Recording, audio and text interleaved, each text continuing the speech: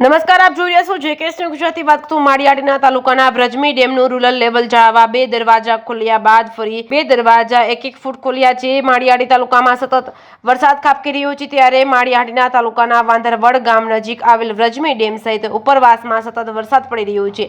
વ્રજમી ડેમમાં પાણીની સપાટીમાં સતત વધારો થઈ રહ્યો છે, જેને ધ્યાને લઈ વ્રજમી ડેમનું રૂરલ લેવલ જાળવવા 2 દરવાજા ખોલાયા છે. બાદ ફરી 2 દરવાજા 1 ફૂટ ખોલતા હાલ કુલ 4 દરવાજા ખોલવાની તંત્રની ફરજ પડી છે, જેથી dam site action officer RN કાથલ સહિતના અધિકારીઓ મોનિટરિંગ સાથે સીધી દેખરેખ રાખી વ્રજમી ડેમની નીચેના ભાગમાં આવતા ગામો વાંદરવડ, દુધાળા, ઈટાળી, વડિયા, ધણેજ, સમઢિયા, ઝડકા સહિતના ગામોના સતત સંપર્કમાં રહી તંત્ર દ્વારા નદીના પટમાં ન જવા અને સાવચેત રહેવા સૂચના આપવામાં આવી છે. જેકેએસ ન્યૂઝ ગુજરાતી સાથે પ્રતાપ સિસોદિયા, માળિયા હાટીના.